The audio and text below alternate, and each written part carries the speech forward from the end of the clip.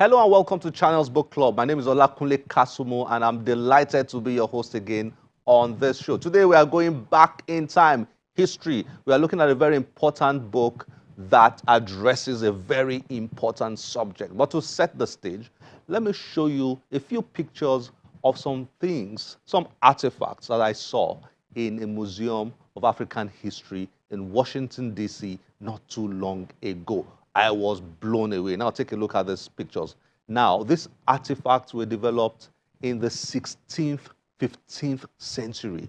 Just think about that for a moment. 15th, 16th century. How could our people have developed these things way back then? They are so beautiful, so sophisticated. Now imagine these things being developed way back then. Now, artifacts like this are all over the world in different museums. In 1897, the Benin Kingdom was invaded by the British, and over 4,000 artifacts were taken away from the palace of the Oba of Benin. Over 4,000. Barnaby Phillips, our guest today, has written a fascinating, intriguing, and thought-provoking book that explores what happened in 1897 and what happened to all the artifacts that were taken away from the Benin Kingdom there. It's a very beautiful book he's written. You need to get your hands on this book and read it. Let's learn a bit more about his book and meet Barnaby Phillips. After then, we'll take the conversation we had with him. Please stay tuned. In 1897, Britain sent a punitive expedition to the Kingdom of Benin in what is today Nigeria. In retaliation for the killing of 7 British officials and traders, British soldiers and sailors captured Benin, exiled its king, and annexed the territory. They also made off with some of Africa's greatest works of art. This is the story of the Benin bronzes, their history before the British took them, their fate since 1897, and the intense debate about their future. When they were first displayed in London, their splendor and antiquity challenged the prevailing view of Africa as a continent without culture or history. They are now amongst the most admired and valuable artworks in the world. But seeing the Benin bronzes in the British Museum today is, in the words of one Benin City artist, like visiting relatives behind bars. In a time of huge controversy about the legacy of empire, racial justice, and the future of museums, what does the future hold for the bronzes?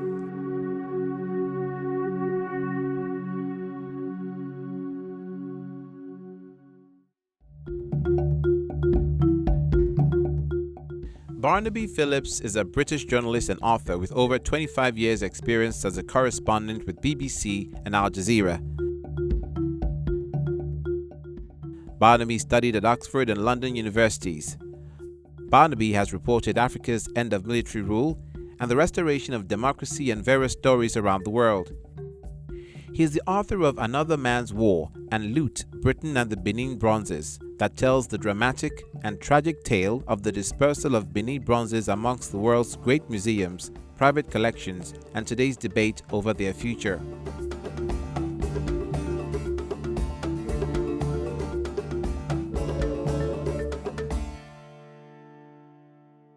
Barnaby, it's great to have you on Channels Book Club. It's a great pleasure to be here, Kunle. Thank you. Thank you for joining us. All the way from London, the lockdown is easing now, isn't it? It is easing, but we still have very high cases, unfortunately. So it's still wreaking havoc with our daily lives. But fortunately, the vaccination program is going fast in Britain. So maybe there's light at the end of the tunnel. Great. Hopefully so. Hopefully so. Thanks for joining us. Barnaby, you've written a fantastic book. I don't say that lightly. I thoroughly enjoyed reading your book. As a Nigerian, I learned so much about Nigerian Benin history, particularly from your book, and I found that very, very exciting. Well done. Oh, thank you. Well, I'm delighted. It means an awful lot to me if the book is read and well received in Nigeria and not just in Britain. So it's wonderful to receive that endorsement from Lagos. Great, great. But somebody is watching. Let's set the stage for. Let's describe this book to viewers in a minute. But before then, what led you to this project? What's the story behind this book? The story behind this book probably begins more than 20 years ago. I was posted in Lagos as the BBC correspondent for several years around the turn of the millennium, and that's when I became interested in many aspects of Nigerian history. And I heard the story of 1897 and the British punitive expedition and the Benin bronzes and so on. And I felt, that there was an extraordinary and a tragic story that needed to be told. And then at the same time, I also noticed just in the last 3 or 4 years, of course, long after I'd left Nigeria, that here in Britain and in other countries in the West, like in Germany and France, other European former colonial powers, this issue of colonial looted art and whether there should be restitution, whether there should be returns, was bubbling up into the public consciousness. So I felt that this was a hot topic and a good time to try and write this book and confront these issues. Fantastic. So, what's loot all about for a viewer out there who is curious, who is wondering?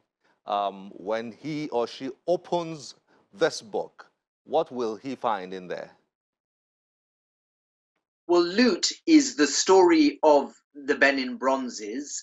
It goes back many, many hundreds of years to how they were made in the Edo Kingdom.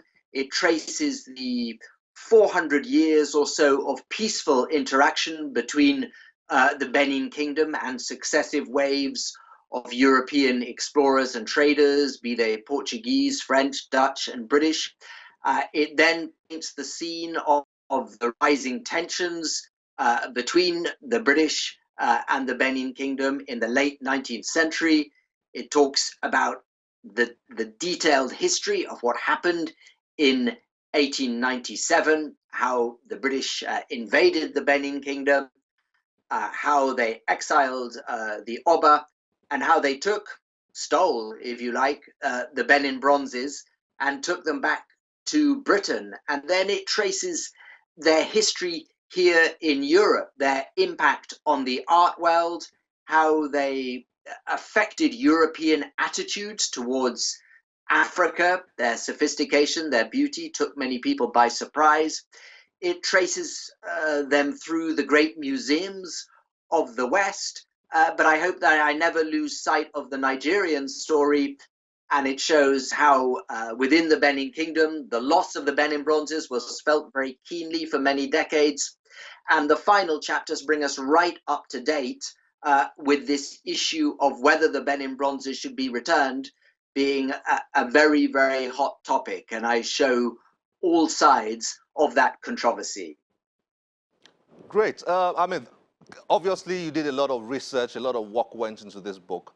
What struck you the most as you investigated or researched the Benin Kingdom, and what was the relevance of the Benin bronzes to the kingdom back in the days?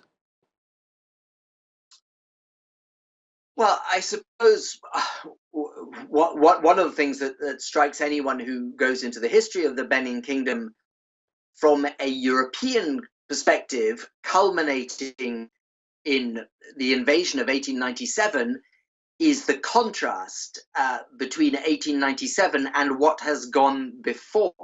The fact that there have been harmonious trading interests of mutual convenience between Europeans and the Benin Kingdom that go right back to the 15th century, beginning with the Portuguese. So tracing that harmonious relationship and then seeing the dramatic deterioration at the end of the 19th century, I felt was something important to do.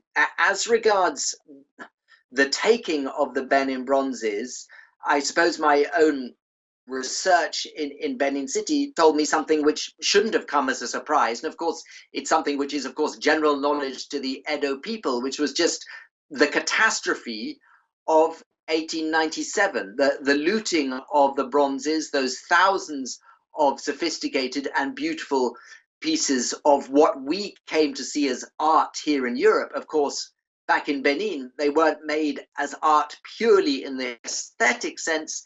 They were pieces of spiritual, religious significance. They were pieces which recorded a history. So if you like, they were a library, an encyclopedia, a cathedral, all in one, which was taken. And so I wanted to show the impact of that cultural devastation on the Edo people. Although I also have to say that it's important to recognize that despite the events of 1897, which I also wanted to inform British people about, that Edo tradition and craft and traditional beliefs have survived very strongly despite those thefts. And sometimes we talk about the Benin bronzes as objects which began and ended in 1897. And of course, anyone who's been to Benin City today will know, of course, that the brass casting tradition survived. It was damaged, but it survived. And you can go to Egon Street and see brass casters today who are still using